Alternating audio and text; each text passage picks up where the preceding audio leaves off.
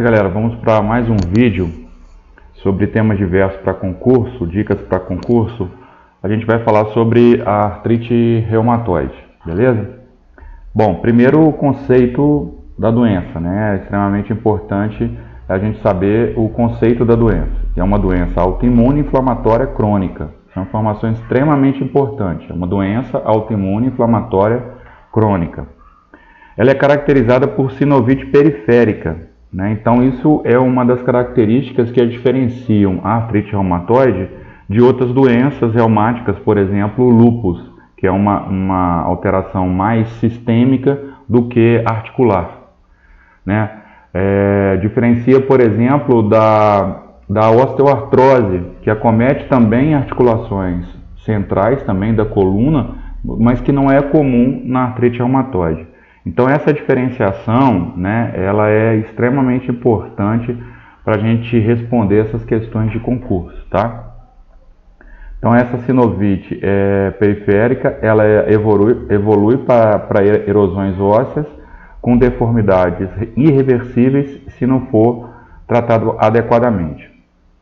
A epidemiologia, 1% da população brasileira adulta é acometida pela doença. Isso daqui também é extremamente importante, 3 vezes mais comum nas mulheres do que nos homens.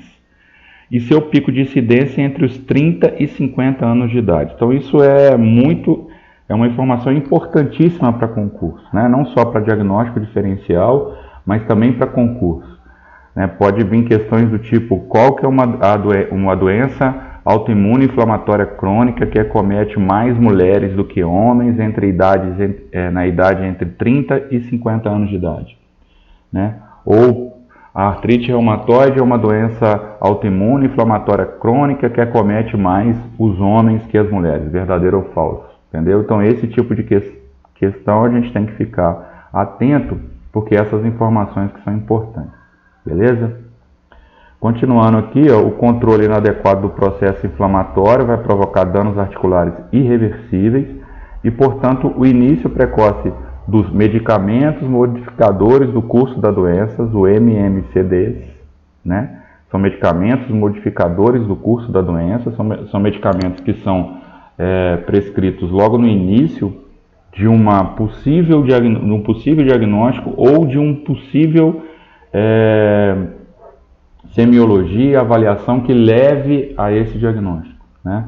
No caso, a gente vai falar um pouquinho mais para frente, mas no caso da artrite reumatoide, o metatroxato, que é um desses medicamentos modificadores do curso da doença, junto até com a hidroxicloroquina e a cloroquina, beleza?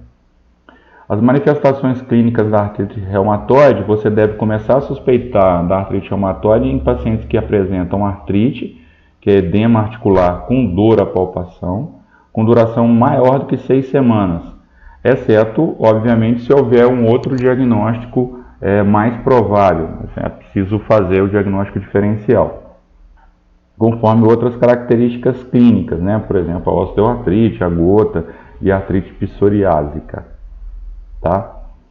Essas articulações doloridas e edemaciadas são tipicamente articulações periféricas, punho, articulações metacarpofalangianas e interfalangianas proximais. Isso também é uma informação extremamente importante. Eu vou até tirar aqui de verde e vou colocar de vermelho, porque é mais importante. Essas interfalangianas proximais, você vai ver por quê. Dificuldade em fechar a mão pela manhã, rigidez matinal prolongada, aumenta a suspeita clínica de artrite reumatoide. Manifestações sistêmicas como fadiga, astenia, febre, mialgia e perda de peso, eles podem preceder ou acompanhar as manifestações articulares, tá? Então, por se tratar de uma doença reumatológica, uma doença sistêmica também, com manifestações sistêmicas, é menos comum, mas pode acontecer também essas manifestações sistêmicas. O acometimento articular da artrite reumatoide é poliarticular simétrico de pequenas articulações das mãos. Presta atenção, isso é importante, né? Diagnóstico diferencial. Mais uma vez, o que diferencia a artrite reumatoide das demais doenças reumáticas? Isso que a gente tem que estar atento. Quando a gente for estudar patologias reumáticas, quando eu for estudar lúpus, a gente vai fazer vídeos sobre o lúpus, sobre outras doenças reumáticas, a espondilite anquilosante. A gente tem que ficar de olho em quais características que diferenciam essas doenças entre elas, né? O que caracteriza realmente a doença, a artrite reumatoide? Então, acometimento poliarticular simétrico de pequenas articulações. Isso é o que caracteriza essa doença. As metacarpofalangianas e interfalangianas proximais. Nos pés, as metatarsofalangianas e ou punhos. Ombros, cotovelos, joelhos, quadris, tornozelo, temporomandibular e coluna cervical não são tão frequentes, mas podem aparecer, né, das articulações maiores, elas podem ser acometidas. Atrofia interósseo, desvio ulnar e dedos em pescoço de cisne fala muito sobre a evolução da doença, né, e o prognóstico e o quanto essa doença ela está avançada, né? Obviamente, quando eu tenho desvio ulnar, dedos em pescoço de cisne, eu tenho umas alterações articulares importantes que me falam que essa doença já está num nível bem mais avançado. Aqui tem a caracterização, né, desse desvio ulnar, né? Todos os dedos, dedo em ventania, que às vezes pode ser falado também.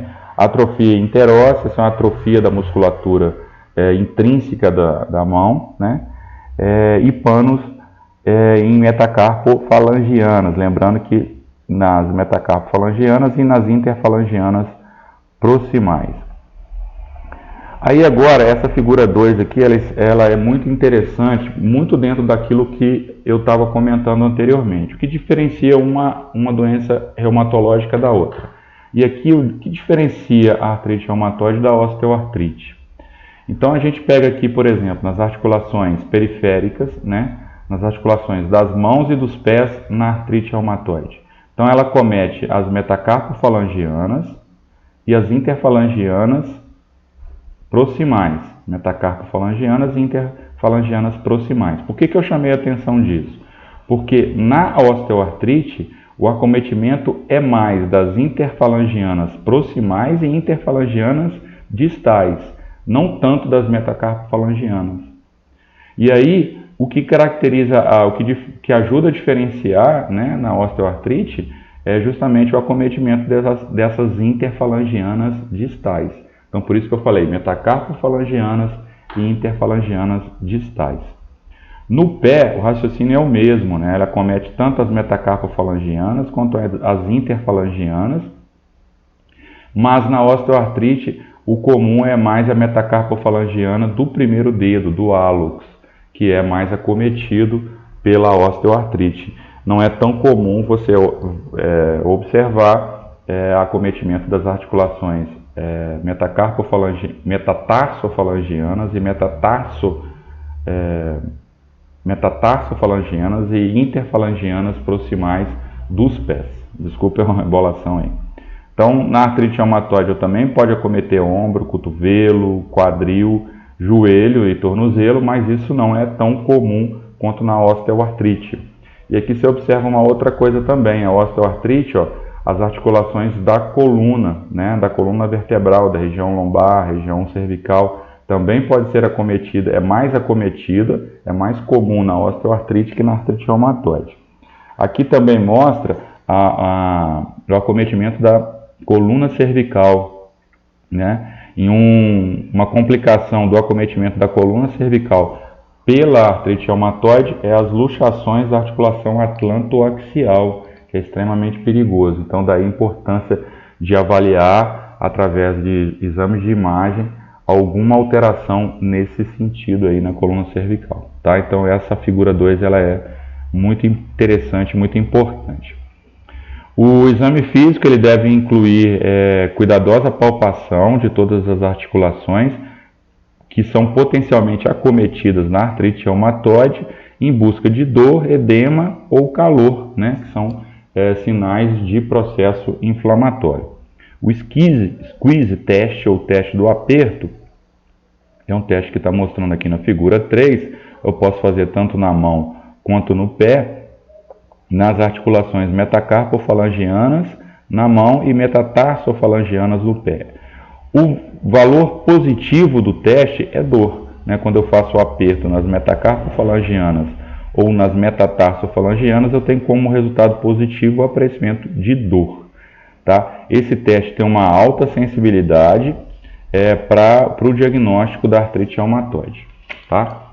Mais uma vez, já falei isso em outros vídeos, vou sempre falar quando aparecer esse termo, sensibilidade e especificidade. O que é sensibilidade? Quando eu falo que o teste tem alta sensibilidade, o que eu quero dizer? Ele tem uma alta probabilidade de dar positivo.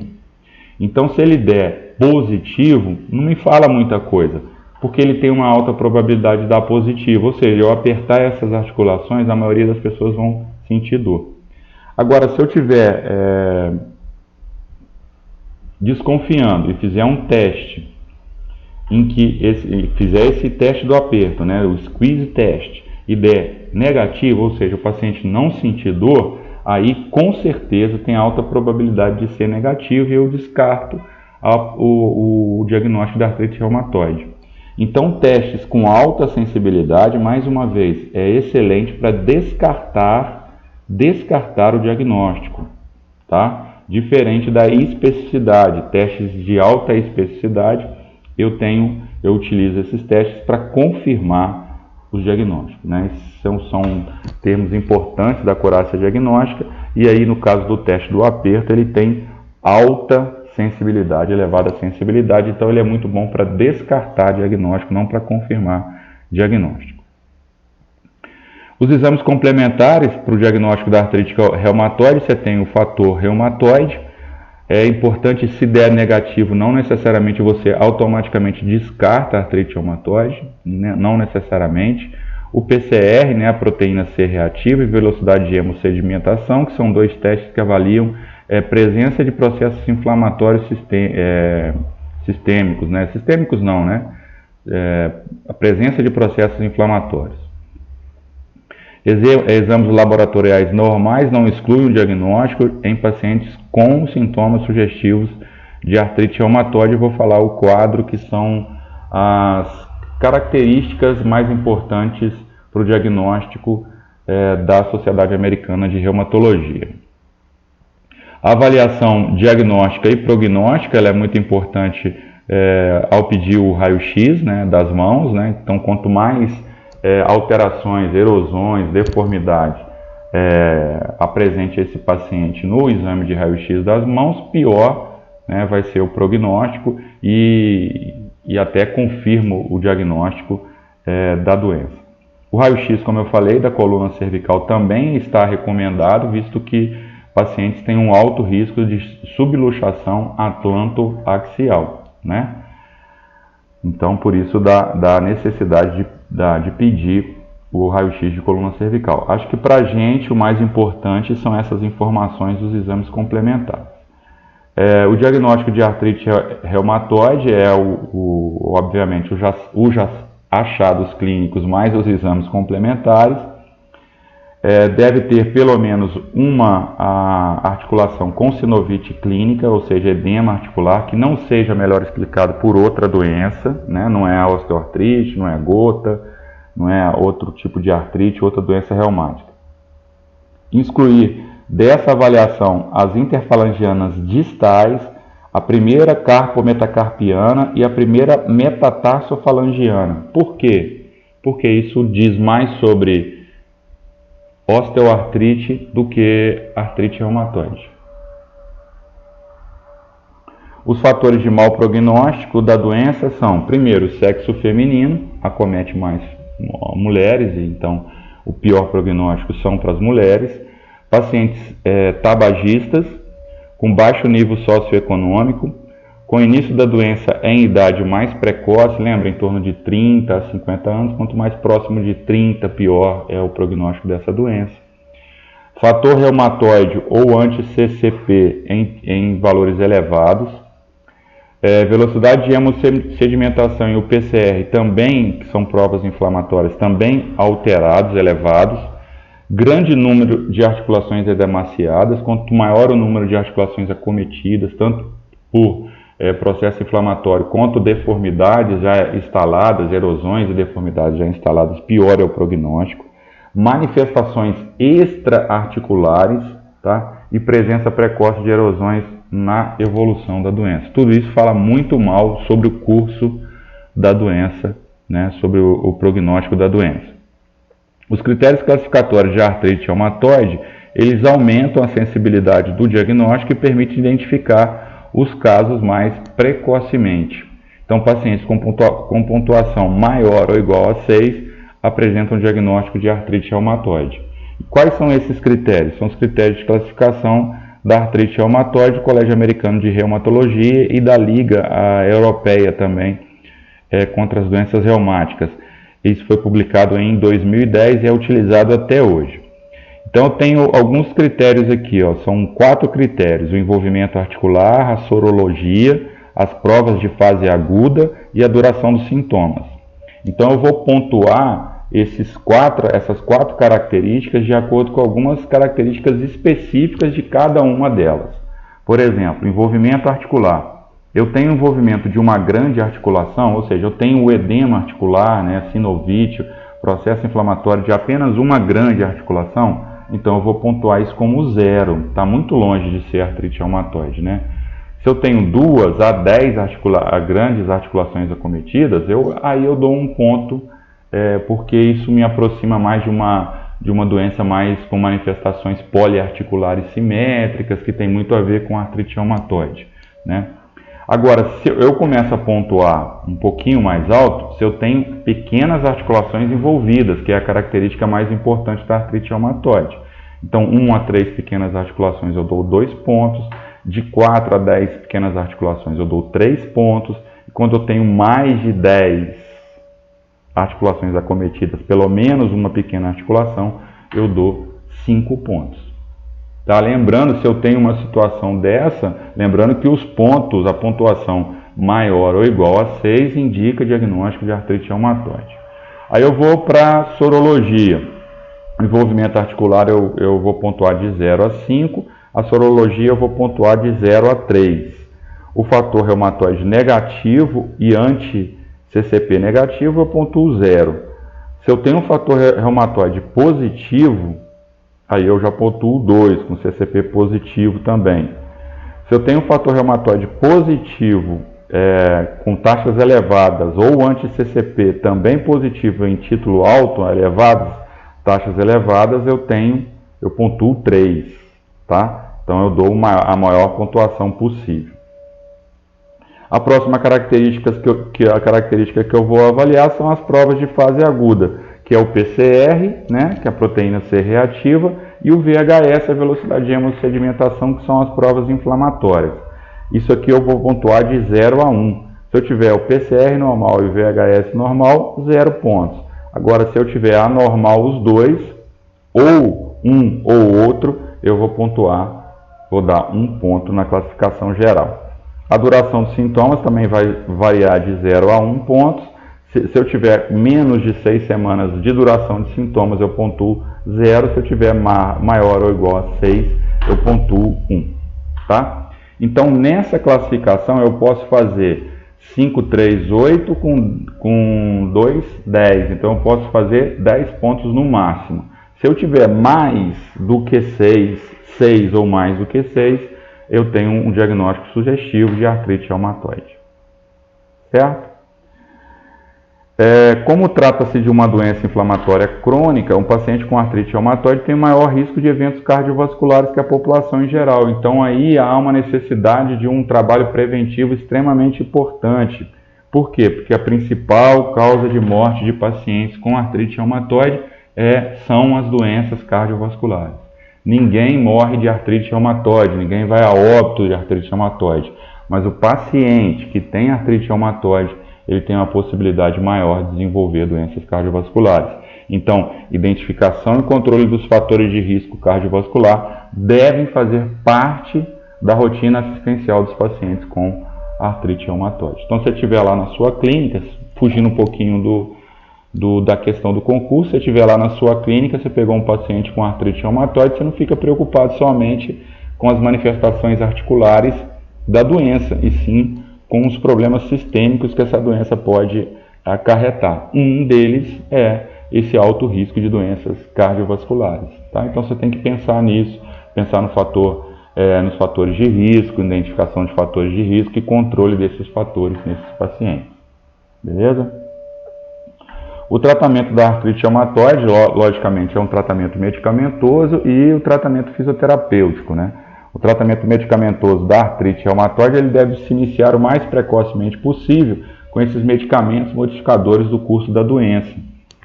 E um dos principais medicamentos é o metatrexato. Está aqui, ó, metatrexato. Não, ele está aqui um pouquinho mais abaixo. É a primeira linha de tratamento da artrite reumatoide. Ele deve se iniciar no tardar após as primeiras 12 semanas de diagnóstico, né? Justamente para diminuir os danos estruturais que ocorrem, as erosões que ocorrem a partir da doença, melhorando a capacidade funcional. Então, quanto mais precocemente eu faço o diagnóstico da artrite reumatoide, mais precocemente eu entro com a administração desse medicamento, modificador do curso da doença, menor vão ser os danos estruturais e menor vai ser a capacidade funcional. Nos pacientes que têm esses critérios, maior ou igual a 6 pontos, que a gente falou anteriormente, excluído de outros diagnósticos diferenciais, na atenção primária à saúde, sugere-se o início com o metatrexato, enquanto o paciente aguarda o atendimento na atenção especializada, no reumatologista. Se o paciente tiver contraindicação do uso do medicamento, ele vai usar hidroxicloroquina ou cloroquina na atenção primária também, até a clínica especializada. Tanto a hidroxicloroquina e a cloroquina são antimaláricos que são utilizados em doenças tipo artrite reumatoide e lúpus por suprimir o sistema imunológico. Né? Como é uma doença autoimune, a gente utiliza cloroquina, hidroxicloroquina, os médicos no caso, né, prescrevem essas duas medicações com o objetivo de diminuir, suprimir o sistema imunológico. O tratamento sintomático naqueles pacientes que têm dor articular e edema, o uso de prednisona 10 mg por dia ou anti-inflamatório não esteroidal, como o ibuprofeno, por exemplo, de 8 em 8 horas, se necessário, tá? E aí o médico vai diminuindo a dosagem ou aumentando a dosagem de acordo com os sintomas do paciente. Beleza? Então é isso que eu tinha para falar sobre artrite reumatoide. São dicas para concurso, né? O que você deve ficar ligado.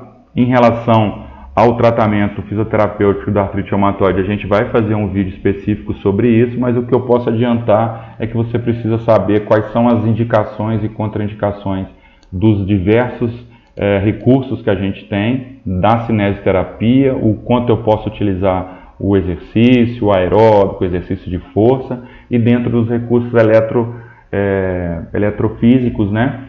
O ultrassom, o laser, o calor, o gelo, a crioterapia, todos esses recursos que a gente tem, em que momento que eu posso usar, qual é o mais indicado, é que a gente deve ficar de olho, tá certo?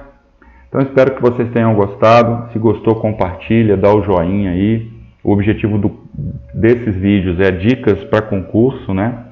Se você quiser fazer o curso preparatório online para concurso, que está com uma turma aberta, da qual eu sou professor, você vai lá no nosso Instagram, @paulobrito.fisio, tem lá um cadastro, você faz o seu cadastro e aí você recebe maiores informações sobre como funciona e quais as condições de pagamento.